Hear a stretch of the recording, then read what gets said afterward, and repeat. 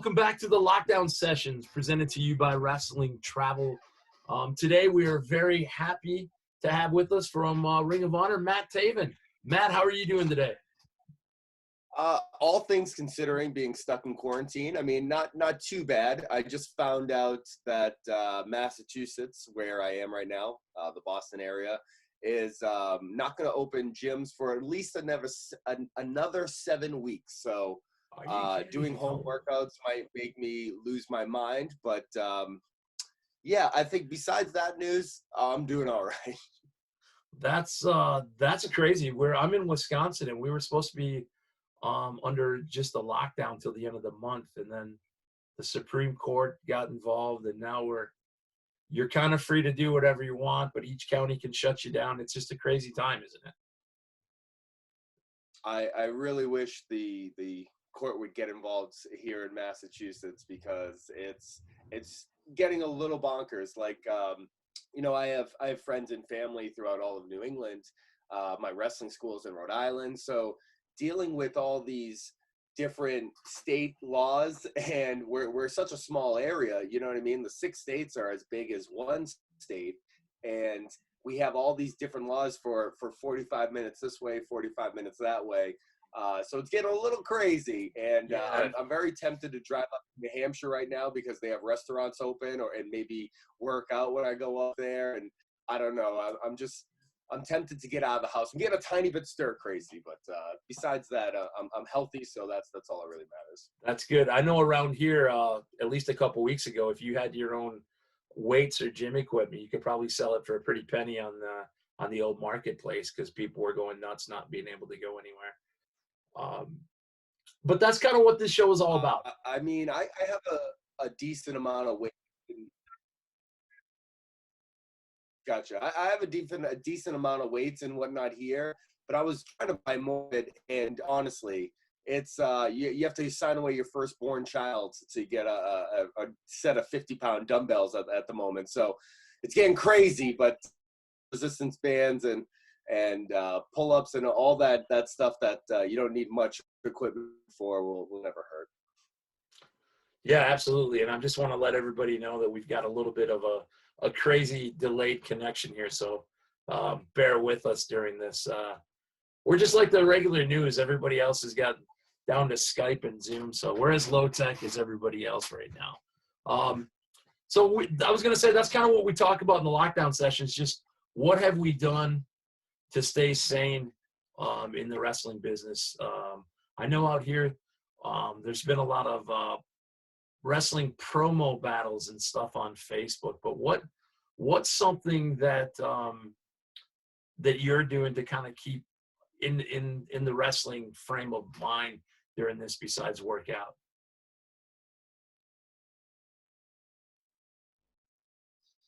Well, I mean, for me personally, it's a strange time because I'm rehabbing 2 surgeries that have happened in the past couple of months, and not being able to go into my physical therapy office to see my surgeons, to do any of that stuff, and to kind of do everything like this via Zoom, or doing a lot of stuff, obviously rehabbing at home by myself, is a daunting task, because it's just tough to be working through a lot of those hurdles that you go through when you're recovering from a surgery by yourself.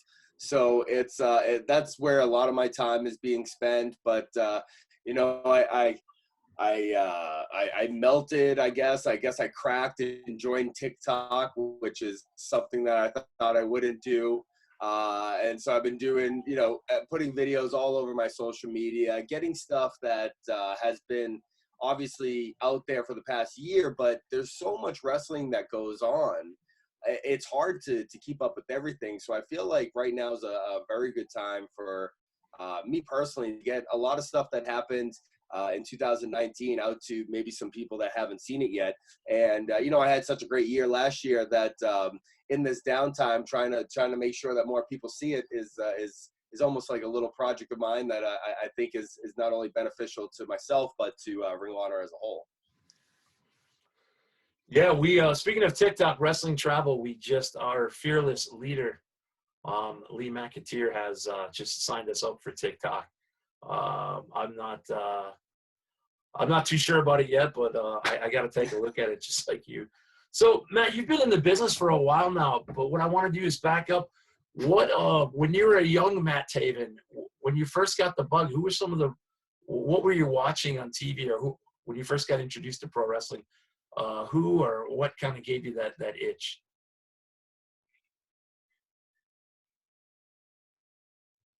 Oh man, I mean, I started watching pro wrestling when I was 6 years old. I've been a lifelong wrestling fan, and I've told this story before, and I'm not sure if it's truly accurate. I'm not sure if this actually happened or if this is just how my brain has made this memory seem in my mind.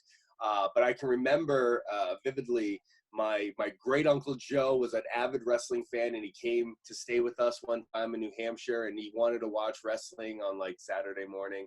And he had me flip like the little dial on the side of the TV. And I'm sure this is the first thing I saw, but to young 5, 6-year-old Matt Taven, it burned in my mind is that shot to have of the Ultimate Warrior, like at the beginning of Superstars, when he's got like a lightning bolt hitting behind him, and it's all the colors, and he's raising his arms up with the title around his waist. And it was like, for me personally, I've been watching Ninja Turtles and Thundercats and all these Saturday morning cartoons, and now it was like, oh my God, these cartoons could like become real people and like larger than life, superheroes almost. And it's something that like was burned into my mind as a small child. And I was a huge Ultimate Warrior fan.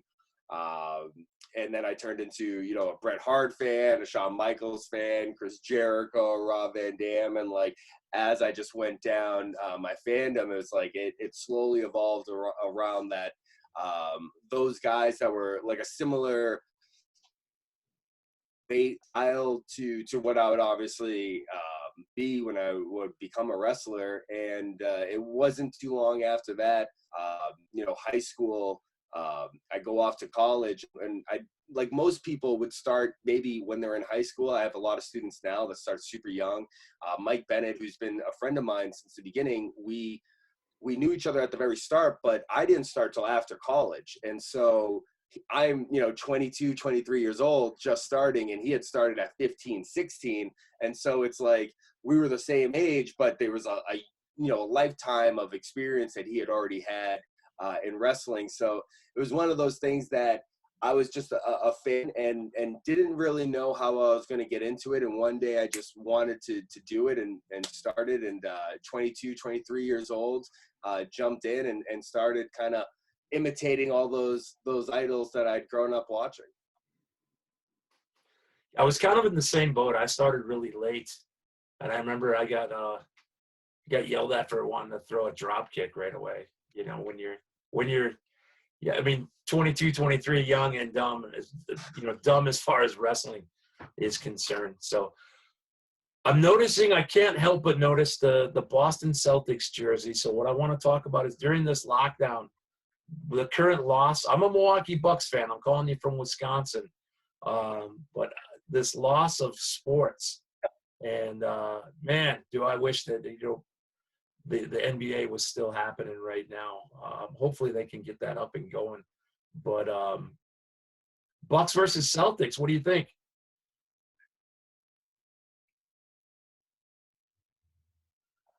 I mean, personally, I think that's, if we're going to make it to the finals, that's where we're going to have to go through. I mean, I keep looking at the brackets in different ways and saying, like, can we avoid the Bucks? Could they like maybe play Philadelphia instead of us? And if we have to play them, it's at the very end, because it's hard to think that you're gonna stop Giannis. But it's one of those weird things where you don't realize like how much like you miss sports and this kind of activity until you're in a complete lockdown. You have nothing to do, and you're like, if there was a basketball game on right now, it would make life a whole lot less boring. So I'm hoping that, maybe somehow, I know there's all these rumors about, can the NBA or a couple of these sports leagues get going in the next couple of months. And now knowing that, especially here in Massachusetts, we're not going to be out of full lockdown for at least, another 2 months or so. It would really lift my spirits if I could watch some Celtics while I'm stuck here in lockdown. But I'm not gonna lie, those Bucks are I fear the deer a little bit. I mean, I'll always root, and put my money on the Celtics when it comes down to it. But if we can get somehow to the Eastern Conference Finals and the NBA Finals, if they restart this season, please do that as well. Without seeing the Bucks, man, that would be the luckiest. That would be the luckiest. That would be truly the shamrock on the middle of the floor would actually make sense at that point if we got lucky enough to avoid Milwaukee. That's good to hear. As a Bucks fan, we kind of feel like we're on the cusp, and then something happens. One of the questions I wanted to ask you: wrestling travel. We're actually, even though I'm calling you from Wisconsin, we're a company out of the United Kingdom. So one of the things, and we get fans to as many events as possible. What are speaking of traveling? What are some of your favorite cities around the world that you've wrestled in?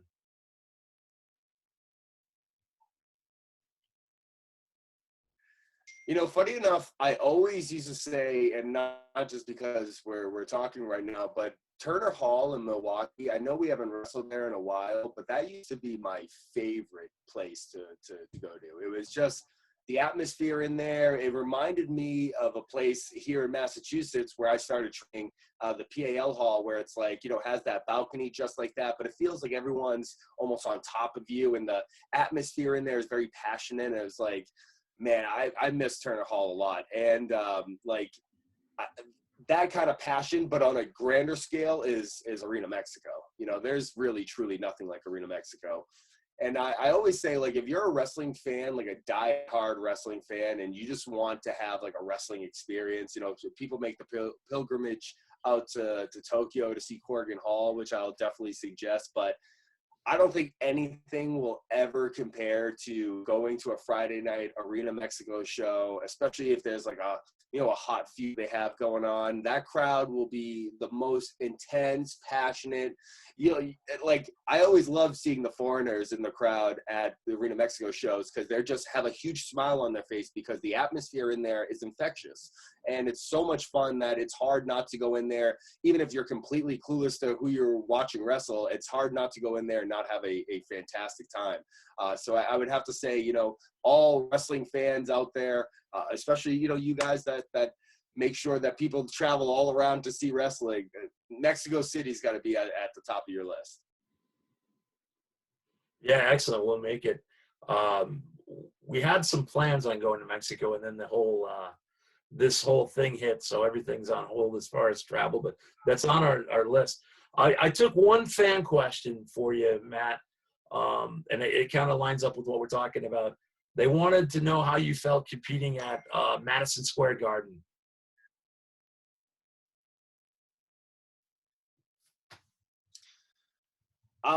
It's hard to put into words how I felt competing there. It's one of those things where, I walked in and I saw that ceiling for the first time, and it was like, took my breath away.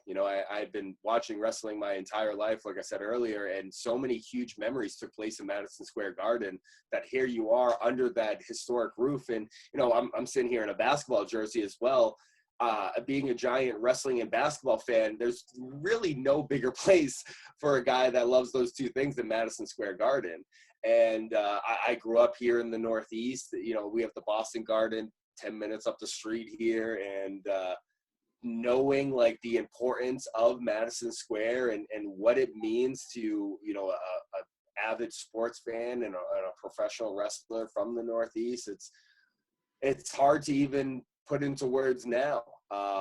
And I always just look back. There's a picture of me once I won the title. I'm looking up, and just my smile is from ear to ear. And it's because, like, all that stress, all that pressure that you put on yourself leading up to this event is gone. You've won the world title. All your, like, the stressing out about, will you make it to this moment? Will it happen the way you want it? All happened the way you wanted it to. And I look up at the screen and I can see myself, and under the screen it says Madison Square Garden, and there's me with holding the Ring of Honor world title, and just the smile on my face comes across.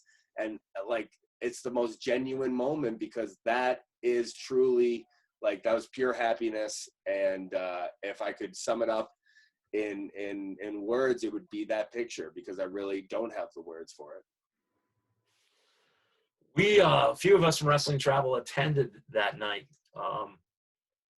Instead of going elsewhere, where our hotel was right across the way from MSG. So the electricity that night was insane in that building. You could just feel it. Another building that you wrestled in was the old Maple Leaf Gardens. I'm going to take you back to August 9th of last year.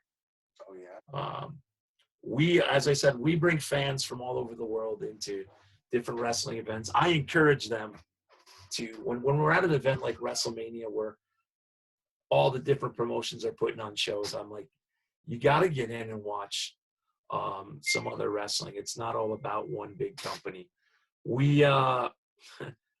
So encouraging the fans to go there. A couple of our fans decided to go out and have some beverages, we'll say, throughout during the day. We met them at the Ring of Honor show. I wouldn't say we met them. We were across the way up in the cheap seats watching. And we can see our guys across the way in the front row. But then during your match with Alex Shelley, there was a very large gentleman that was traveling with us. And he ended up taking a nap and falling asleep during that match. Do you recall any of that? Does that stick out in your head at all?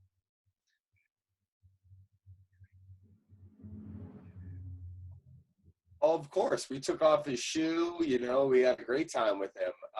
And the thing is that he's definitely doing a little more than just indulging in the local pub scene. There's things legal in Canada that I'm sure he was getting into, because when his eyes opened, his eyes were redder than the devil's wiener. You know what I mean? Like he definitely was experiencing more than just a little bit of inebriation from alcohol. But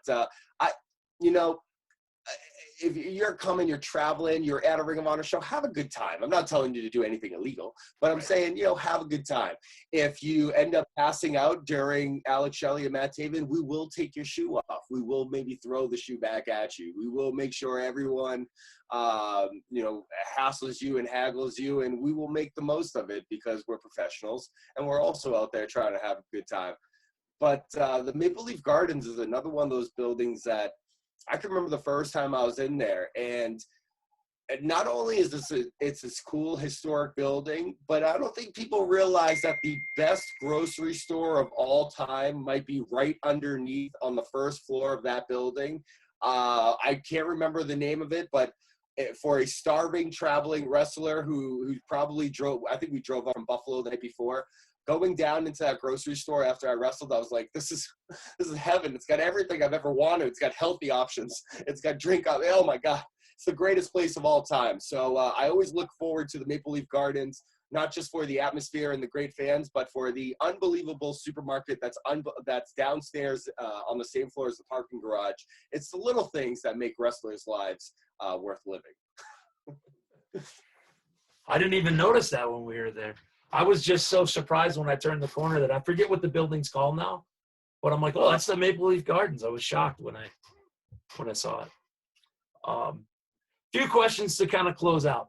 The empty arena. Go ahead. Boy, we were on such a delay. I apologize. Oh, no, go ahead. We're already past the moment. And Rita, ask the question. My last few questions. Some of the empty arena matches that are going on with some of the other companies. Does Ring of Honor have any plans of what they're going to do in the future? I know they took some time off, give everybody some time off, but is there plans to do anything similar? Well, I mean, as far as the empty arena stuff, it wasn't the choice of not doing empty arena stuff. It was the choice of keeping our performers safe. Right. And Ring of Honor erred on the side of caution and took care of all the performers. And literally, we were in, Vegas when we got the news that kind of everything was going to start getting locked down. And we had the opportunity to just say, hey, screw it. We can still do the show in front of an empty arena. And, ideas have been batted around, but when it came down to it, it's not the same experience or not what Ring of Honor fans are used to. And at the same time, why risk putting the performers at risk? And at that time, we really didn't know what was going on. It was just all the news was just kind of breaking. So obviously other companies have taken safety precautions, and Ring of Honor really wants to err on the side of safety. And I'm very thankful that, they're thinking of us first. Will sooner than later, maybe when certain restrictions get lifted or certain testing happens, will we go to empty arena stuff? Will audiences be able to come back by that time? Honestly, I wish I knew the answers. It's above my pay grade. And if anyone out there wants to bump my pay grade up so I can make national decisions, I will gladly take that money and make the decision to open up everything right now, just because I'm so bored. But in all seriousness, Ring of Honor is going to err on the side of safety. And I'm sure that when the people, the higher ups, the office feel that we can do either empty arena stuff or crowd stuff or whatever the case may be safely, they will proceed in doing so. So right now it's just kind of a wait and see, just like everyone else in the country. And we're just all keeping our fingers crossed that hopefully sooner than later we can just get back to normal. All right, last question here. It's I'm going to kind of go two questions in one. I first got an opportunity to meet you at an NEW show, and at that time you had I'm going to ask you about, what I'm going to ask is how we follow you during this time. What's your TikTok? How do we purchase shirts? But I got to ask, I got a picture of you and I together, and you've got the Matt Taven with the MTV logo. Is that shirt still available? I believe there's shirts with that logo. I know there's the Moon Man one on Pro Wrestling Tees. There's some different versions with that logo. No, there's definitely the MTV logo on Pro Wrestling Tees. So prowrestlingtees.com/Matt Taven. You can find that shirt. You can find a slew of other shirts as well. But yeah, that's, funny thing is that like I grew up in like the golden age of MTV, and I was just kind of having this conversation with someone the other day about like the headbands I wear, like my style. And I'm like, I think Dan Cortez from like MTV Sports has had a huge influence on my style that I subconsciously got into my brain as a young child. And now I've just taken it into adulthood. So like to do the MTV logo with Matt Taven was almost like this just kind of natural progression that made total sense to me and probably no one else. But I look back on it fondly. And man, those NEW days, I still work with Northeast Wrestling just because they did so much for me when I was starting out. And really, I don't know if anything truly happens with Ring of Honor or anywhere else if I don't get my footing at Northeast Wrestling first. Yeah, that was really fun shows to go to when I was out on the East Coast. So in closing, can you please give us, we'll get them across the bottom with our editor, but can you please, the many ways to keep up with Matt Taven and Ring of Honor for the rest of this lockdown? Can you give us some socials that our fans can follow? Without a doubt. If you're not a Melvin and you know how to spell Taven, which is really easy, Taven, you can find me on any social media platform. Matt Taven on Facebook, Matt Taven on Twitter, Matt Taven at Pro Wrestling Tees, the Matt Taven at Instagram, because some Melvin took Matt Taven before I signed up for Instagram and then tried to like sell it back to me. And I said, screw you, I'm the Matt Taven, all right? I got the blue check mark, bite me. So the Matt Taven on that, and it might be the Matt Taven on TikTok as well. But Taven, YouTube, Matt Taven, as long as you know how to spell correctly, which is something that I really hope you do, you can find me anywhere. Fantastic. And Matt Taven, we cannot thank you enough for joining us at Wrestling Travel for the Lockdown Sessions.